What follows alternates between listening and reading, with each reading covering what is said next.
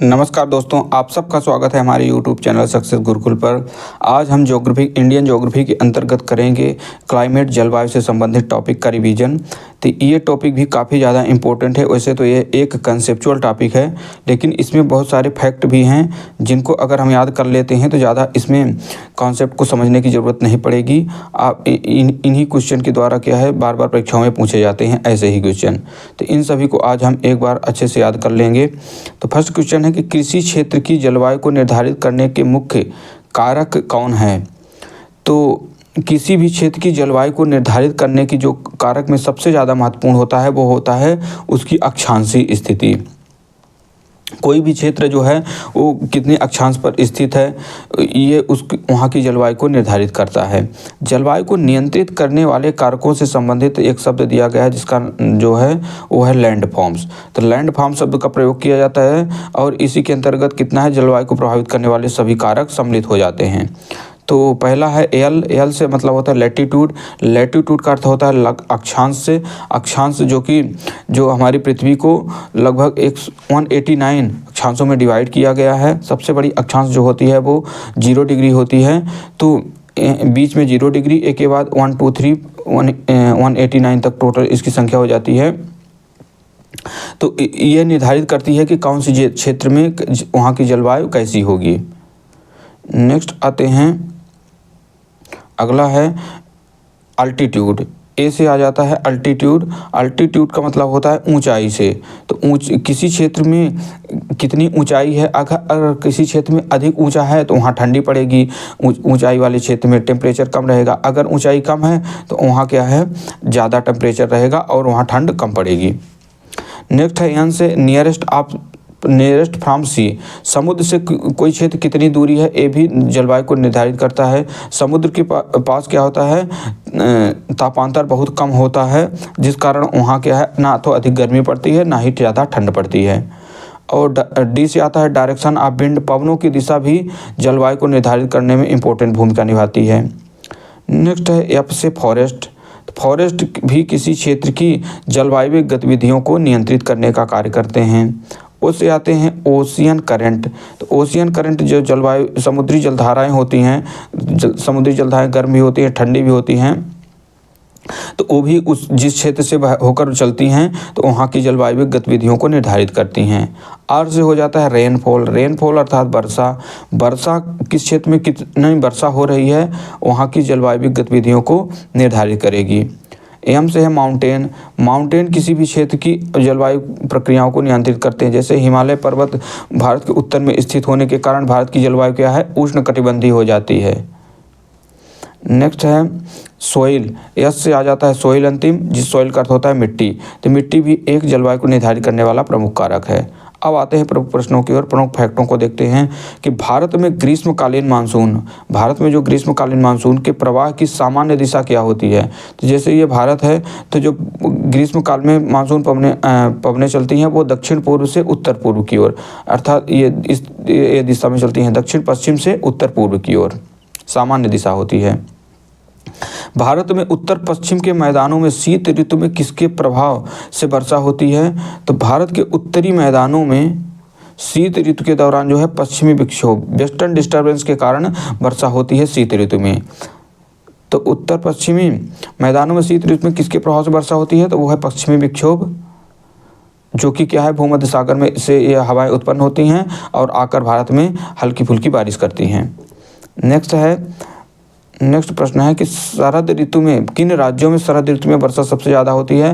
तो भारत में जो ये पश्चिमी क्षेत्र यहाँ पंजाब है, तो जब पश्चिम से ये पवनें आती हैं तो सबसे ज़्यादा बरसात यहाँ करती हैं। इसके बाद ये पवनें सीधी चली जाती हैं और ये बंगाल की खाड़ी से आर्द्रता ग्रहण करती हैं और यहाँ कोरोमंडल तट पर भी काफ़ी ज़्यादा बारिश करती हैं। तो दो प्रमुख क्षेत्र हैं शरद ऋतु में पश्चिमी विक्षोभ से, वो हैं पंजाब और तमिलनाडु। नेक्स्ट आता है कि वर्षा औसत भारत में औसत वार्षिक वर्षा कितनी है। तो भारत की जो औसत वार्षिक वर्षा है वो लगभग 125 सेंटीमीटर है। भारत में सर्वाधिक वर्षा किन क्षेत्रों में होती है? तो भारत के जो सर्वाधिक वर्षा वाले क्षेत्र हैं वो पहाड़ी क्षेत्र है, जैसे कि हिमालय हो गया, मेघालय की गारो खासी जयंतिया पहाड़ियाँ हैं वहाँ होता है, और जो ये वेस्टर्न घाट है, पश्चिमी घाट, यहाँ पर सबसे ज़्यादा वर्षा होती है। और जहाँ सबसे ज़्यादा वर्षा होती है वहाँ पाए जाते हैं सदाबहार वन। इन्हीं तीनों क्षेत्रों में सदाबहार वन भी पाए जाते हैं। अगला आता है कि भारत में उष्ण कटिबंधीय मानसूनी जलवायु पाई जाती है। तो भारत की जलवायु कैसी है? उष्ण कटिबंधीय मानसूनी जलवायु, तथा यहाँ सर्वाधिक वर्षा जो है दक्षिण पश्चिम मानसून से होती है। जलवायु को मानसूनी जलवायु भी कहा जाता है। तो भारत की जलवायु को किस नाम से जाना जाता है? मानसूनी जलवायु के नाम से। जहाँ की जलवायु क्या है? उष्ण कटिबंधीय मानसूनी जलवायु है।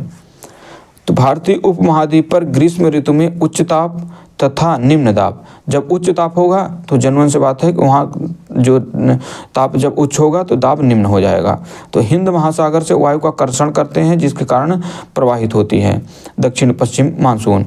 तो क्या होता है, जब भारत में क्या है ग्रीष्म ऋतु में यहाँ हाई टेम्परेचर होने लगता है तो जो दाब होता है वो काफ़ी निम्न हो जाता है और पवनें क्या है यहाँ दक्षिण पश्चिम से उत्तर पूर्व की ओर चलने लगती हैं और यही कारण होता है मानसून की उत्पत्ति का। अगला आता है व्यापारिक पवनें। तो व्यापारिक पवनें जिन्हें ट्रेंड विंड, तो ये जो है मुख्य रूप से जो हमारी पृथ्वी है इसके 30 डिग्री उत्तरी और 30 डिग्री दक्षिणी अक्षांशों में पाई जाती हैं और इन्हें उत्तर में जो है उत्तर पूर्व व्यापारिक पवनें और दक्षिण में दक्षिण पूर्व की पवनें के नाम से जाना जाता है। तो मेन रूप से यही याद रखना है कि व्यापारिक पवनें कहाँ पाई जाती हैं। तो व्यापारिक पवनें 30 डिग्री उत्तर और 30 डिग्री दक्षिण दोनों ओर पाई जाती हैं। अब आते हैं नेक्स्ट कि वेस्ट बंगाल और असम में ग्रीष्म ऋतु में जो चलने वाली पवनें हैं उन्हें स्थानीय भाषा में क्या कहते हैं? तो वेस्ट बंगाल में ग्रीष्मकालीन पवनों को काल वैसाखी और असम में चाय वर्षा के नाम से जाना जाता है। भारत में सबसे कम वर्षा कौन से स्थान पर होती है? तो भारत में सबसे कम बारिश वाला जो क्षेत्र है वो है लेह, जहाँ सबसे कम टेम्परेचर भी होता है और बारिश यहाँ ना के बराबर होती है। कोपेन ने वर्ष 1918 में विश्व की जलवायु को कितने वर्गों में विभाजित किया था? तो कोपेन ने विश्व की जलवायु को 5 भागों में डिवाइड किया है। जलवायु निर्धारण के आधार क्या क्या होते हैं? तो जलवायु को निर्धारित करने के जो आधार हैं वो है वार्षिक एवं मासिक औसत तापमान, वार्षिक और मासिक वर्षा और साथ में वनस्पति। तो 3 प्रमुख आधार होते हैं किसको? जलवायु को निर्धारित करने की। कोपेन की योजना के अनुसार भारत के जलवायु क्षेत्र, तो कोपेन ने मुख्य रूप से भारत की जलवायु को कितने 8 प्रकारों में बांटा है। तो इन प्रकारों में पहला प्रकार है लघु शुष्क ऋतुवाची मानसूनी जलवायु। लघु शुष्क ऋतुवाची मानसूनी जलवायु है जो जिसे कवर्ण संकेत निर्धारित किया गया AMW से, और यह गोवा के दक्षिण में भारत के पश्चिमी तट पर। तो भारत के पश्चिमी तट और गोवा के दक्षिण में प्रमुख कौन जलवायु पाई जाती है? तो वो है AMW प्रकार की, जिसे लघु शुष्क ऋतुवाची मानसूनी जलवायु कहते हैं। अगला आता है शुष्क ग्रीष्म ऋतु। तो शुष्क ग्रीष्म ऋतु जो है ये जलवायु पाई जाती है तमिलनाडु के कोरोमंडल तट पर और इसे रिप्रेजेंट किया जाता है AS से। तो शुष्क ग्रीष्म ऋतु कहाँ पाई जाती है? तमिलनाडु के कोरोमंडल तट पर। अगला आता है उष्ण कटिबंधीय सवाना जलवायु। उष्ण कटिबंधीय सवाना जलवायु पाई जाती है कर्क रेखा के दक्षिण में, अर्थात ये प्रायद्वीपीय पठार जो दक्कन का पठार है, ये महाराष्ट्र कर्नाटक का क्षेत्र जो है ये यहाँ पाई जाती है AW प्रकार, अर्थात उष्ण कटिबंधीय सवाना जलवायु। फिर आता है अर्ध शुष्क स्टेपी जलवायु। अर्ध शुष्क स्टेपी जलवायु जो है वो BSHW प्रकार की जलवायु पाई जाती है। यह पाई जाती है उत्तर पश्चिम गुजरात में, पश्चिमी राजस्थान में और पंजाब के कुछ क्षेत्रों में। तो ये मुख्य रूप से यहाँ पाई जाती है कहाँ? उत्तर पश्चिम गुजरात, राजस्थान और पंजाब के क्षेत्रों में प्रमुख रूप से ये जलवायु पाई जाती है। कौन? अर्ध शुष्क स्टेपी जलवायु। फिर आता है उष्ण मरुस्थलीय जलवायु। मरुस्थलीय जलवायु जानते ही हैं, जैसे ये राजस्थान का क्षेत्र है। राजस्थान में जो मुख्य रूप से पश्चिमी राजस्थान का क्षेत्र है, यहाँ क्या है? मरुस्थलीय क्षेत्र है। तो इस मरुस्थलीय भाग के लिए कौन सी जलवायु है? तो वो है BWSW। BWSW उष्ण मरुस्थलीय जलवायु क्षेत्र है। अगला आता है शुष्क शीत ऋतु। तो शुष्क शीत ऋतु के अंतर्गत कौन सा क्षेत्र आएगा? तो शुष्क शीत ऋतु के अंतर्गत आता है गंगा का मैदान, पूर्वी राजस्थान, उत्तरी मध्य प्रदेश, उत्तर पूर्वी भारत का अधिकतर जो प्रदेश है वो आते हैं शुष्क शीत ऋतु वाले, जिसे CWG से रिप्रेजेंट किया जाता है। अगला है शुष्क लघु ग्रीष्म तथा शीत आर्द्र ऋतु। लघु ग्रीष्म तथा शीत आर्द्र ऋतु जो है DFC से रिप्रेजेंट किया जाता है। तो ये पूर्वोत्तर भारत में, उत्तर पूर्व नॉर्थ ईस्ट में जो पाए जाते हैं, अरुणाचल प्रदेश, सिक्किम, असम, यहाँ पाई जाती है लघु ग्रीष्म तथा शीत आर्द्र ऋतु। अगला है ध्रुवीय तुल्य जलवायु। ध्रुवीय तुल्य जलवायु को इसे रिप्रेजेंट किया जाता है। यह मुख्य रूप से जम्मू कश्मीर के लद्दाख लेह क्षेत्र में पाई जाती है। हिमाचल प्रदेश और उत्तराखंड में भी यह क्षेत्र पाया जाता है। तो जो ध्रुवीय जलवायु है वो कहाँ पाई जा रही है भारत में, जहाँ सबसे ज़्यादा ठंडी वाले क्षेत्र होंगे। ठंडी वाले क्षेत्र कौन से हैं, तो वो है जम्मू कश्मीर, हिमाचल प्रदेश और उत्तराखंड। अगला आता है टुड्रा तुल्य जलवायु। तो टुड्रा तुल्य जलवायु जो है जिसे ET से रिप्रेजेंट करते हैं, तो ये इसका थोड़ा बहुत क्षेत्र पाया जाता है जो है वह उत्तराखंड के पर्वतीय क्षेत्रों में। तो ये प्रमुख रूप से जो कोपेन के जलवायु डिवीजन हो जाता है। अब आते हैं अगला, देखते हैं अंतः उष्ण कटिबंधीय अभिसरण क्षेत्र ITCZ क्या होता है। तो ITCZ जिसे इंटर ट्रॉपिकल कन्वर्जन जोन के नाम से जानते हैं, तो यह निम्न वायुदाब की पट्टी है जो पृथ्वी के चारों ओर और सामान्यतः विषुवत रेखा के ऊपर चारों ओर स्थित है। वस्तुतः यह एक क्या है, दोलायमान स्विंगिंग पट्टी है। ITCZ वह क्षेत्र होता है जहां उत्तर पूर्वी एवं दक्षिण पूर्वी व्यापारिक पवनें मिलती हैं। दोनों पवनों के मिलने से विषुवतीय पछुआ पवनों की उत्पत्ति होती है। तो जो उत्तरी गोलार्ध की उत्तर पूर्वी तथा दक्षिणी गोलार्ध की जो दक्षिण पूर्वी व्यापारिक पवनें हैं, उनके मिलने से कौन सी पवन उत्पत्ति होती है, तो पछुआ पवनों की उत्पत्ति होती है। मुख्य रूप से आप ऐसे समझिए कि ये जो बीच वाली विषुवत रेखा है, इसके जो ऊपर और नीचे आसपास का क्षेत्र है, इसे ही क्या बोलते हैं, विषुवत रेखा बोलते हैं। और बस यहाँ यह क्या होती है, जो रेखा होती है सूर्य के उत्तरायण और दक्षिणायन होने में नीचे ऊपर होती रहती है। इस कारण क्या है, यहाँ जो दक्षिण पूर्वी व्यापारिक पवनें हैं और उत्तर पूर्वी व्यापारिक पवनें दोनों को मिलते हैं, उन्हीं के मिलने से ही पछुआ पवनों की उत्पत्ति होती है, जिसे उष्णकटिबंधीय अभिसरण क्षेत्र के नाम से जाना जाता है। लू क्या है, उत्तरी मैदान में पंजाब से बिहार तक चलने वाली क्या है, शुष्क पीड़ादायक पवनें हैं। तो लू क्या है, लू तो आप जानते ही हैं, गर्मी की चलने वाली शुष्क पवनें होती हैं। अगला है अब दक्षिण पश्चिम मानसून के आगमन की तिथियां यहाँ दी गई है।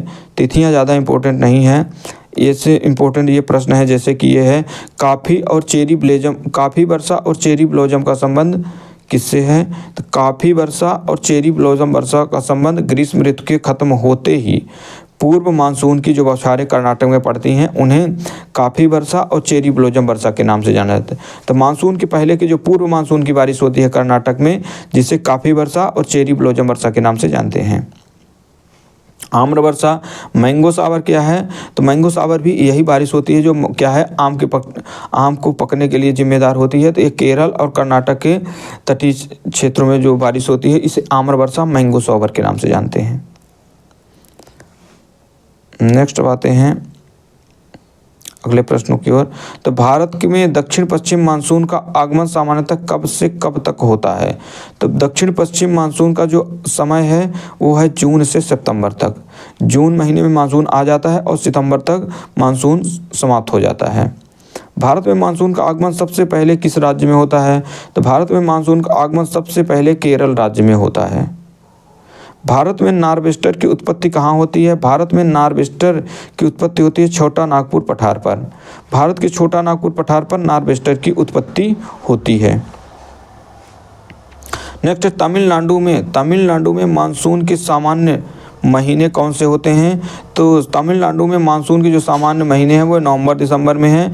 जबकि क्या होती है, ये जो बारिश होती है कोरोमंडल तट पर, जो कि किस कारण से होती है, ये मानसून से नहीं होती बल्कि ये किस कारण से होती है, तो ये जो उत्तर पश्चिम की बारिश आकर होती है, इस कारण से नवंबर दिसंबर में तमिलनाडु के क्षेत्र में बारिश होती है। अगला आता है भारतीय मानसून को प्रभावित करने वाले घटक कौन कौन से होते हैं, तो भारतीय मानसून को प्रभावित करने वाले जो प्रमुख घटक हैं वो है तिब्बत का पठार, जेट स्ट्रीम, एल नीनो, ला नीनो। भारतीय मानसून को प्रभावित करने वाले प्रमुख घटक कौन से हैं? तिब्बत का पठार, जेट स्ट्रीम, एल नीनो और ला नीनो। उत्तर पूर्वी मानसून से सबसे अधिक वर्षा कौन प्राप्त करता है? तो उत्तर पूर्वी मानसून से सबसे अधिक वर्षा प्राप्त करने वाला राज्य तमिलनाडु है। अगला आता है भारत के किन क्षेत्रों में औसत वार्षिक वर्षा 100 से 200 मिलीमीटर होती है? तो 200 मिलीमीटर बारिश होने वाले क्षेत्र हैं कौन? क्या दिया है? भारत के किन क्षेत्रों में औसत वार्षिक वर्षा 200 मिलीमीटर होती है? तो 200 मिलीमीटर वाले बारिश क्षेत्र कौन? जम्मू कश्मीर और पश्चिमी राजस्थान। हालांकि ये तो मुझे गलत लग रहा है, इसको आप स्किप कर दीजिएगा। नेक्स्ट है अमृतसर एवं शिमला लगभग एक ही अक्षांश पर स्थित हैं। अमृतसर और शिमला क्या हैं? दोनों एक ही अक्षांश पर स्थित हैं, किंतु उनकी जलवायु में भिन्नता है। कारण क्या है? जो शिमला है उसकी ऊंचाई में दोनों की बहुत भिन्नता है। शिमला बहुत ज़्यादा ऊंचे स्थान पर है, जबकि अमृतसर क्या है? कम स्थान पर है, इसलिए दोनों के जलवायु में भिन्नता पाई जाती है। भारत में सर्वाधिक दैनिक तापांतर किस स्थान में पाया जाता है? तो वो है राजस्थान के मरुस्थलीय क्षेत्र। राजस्थान के मरुस्थलीय क्षेत्रों में सर्वाधिक दैनिक तापांतर पाया जाता है। भारत में मानसून प्रस्फोट के लिए किसे उत्तरदायी माना जाता है? तो वो है पूर्वी जेट प्रवाह। पूर्वी जेट प्रवाह क्या है? भारत में मानसून प्रस्फोट के लिए सबसे ज़्यादा उत्तरदायी है। भारत में वर्षा का वितरण देख लेते हैं। तो भारत में औसत वार्षिक वर्षा जो है लगभग 111 सेंटीमीटर के आसपास होती है, परंतु विभिन्न क्षेत्रों में क्या है? भिन्नताएं पाई जाती हैं। तो अधिक वर्षा वाले क्षेत्रों में कौन कौन से हैं? तो अधिक वर्षा वाले क्षेत्र में हमने पहले बताया कि वेस्टर्न घाट है, हिमालय वाला क्षेत्र है, मेघालय की पहाड़ियाँ जो हैं जहाँ 200 सेंटीमीटर से अधिक वर्षा होती है, वो अधिक वर्षा वाले क्षेत्र में आते हैं। फिर मध्यम वर्षा वाले के अंतर्गत आते हैं गुजरात का दक्षिणी भाग हो गया, पूर्वी तमिलनाडु, उड़ीसा, उत्तर पूर्वी प्रायद्वीप और झारखंड, बिहार, पूर्वी मध्य प्रदेश। ये सारे क्षेत्र कहाँ आते हैं? तो ये सब मध्यम वर्षा वाले क्षेत्र में आते हैं। न्यून वर्षा वाले क्षेत्रों में है जैसे दिल्ली हो गया, पश्चिमी यूपी हो गई और हरियाणा, पंजाब, जम्मू कश्मीर, पूर्वी राजस्थान। तो ये सभी क्षेत्र कहाँ है? न्यून वर्षा, जहाँ 50 से 100 सेंटीमीटर के आसपास वर्षा होती है। मध्यम वर्षा वहाँ है जहाँ 100 से 200 सेंटीमीटर के बीच होती है। अल्प वर्षा वाले क्षेत्र वो हैं जहाँ मुख्य रूप से वो वृष्टि छाया प्रदेश के अंतर्गत आने वाले क्षेत्र होते हैं। और लद्दाख और पश्चिमी राजस्थान यहाँ क्या है? अल्प वर्षा वाले क्षेत्र हैं। जहाँ 50 सेंटीमीटर से कम वर्षा होती है वो क्या है? अल्प वर्षा वाले क्षेत्र हैं। तो प्रायद्वीप भारत के कुछ क्षेत्रों जैसे आंध्र प्रदेश का हो गया और यहाँ महाराष्ट्र का वो विदर्भ क्षेत्र हो गया, मध्य प्रदेश का वो बुंदेलखंड हो गया। यहाँ क्या है? वृष्टि छाया प्रदेश होने के कारण बहुत कम बारिश होती है, 50 सेंटीमीटर के आसपास होती है, जिसके कारण इन्हें अल्प वर्षा वाले क्षेत्र के नाम से जाना जाता है। तो जेट स्ट्रीम क्षोभ मंडल के मध्य अक्षांश में धरातल में 12 किलोमीटर ऊपर पश्चिम से पूर्व की दिशा में चलने वाली एक प्रवाह का नाम है। तो दोस्तों जलवायु से संबंधित जितने भी इम्पोर्टेंट प्रश्न थे उन सबको कर लिए हैं। कल हम एक बहुत ज़्यादा इम्पोर्टेंट टॉपिक को करेंगे, वो है जैव विविधता से संबंधित। तो जैव विविधता से संबंधित एक बड़ा टॉपिक है जिसको हम कल क्लास में करेंगे। तो आज की क्लास में आप सभी को बहुत बहुत धन्यवाद। जय हिंद, नमस्कार।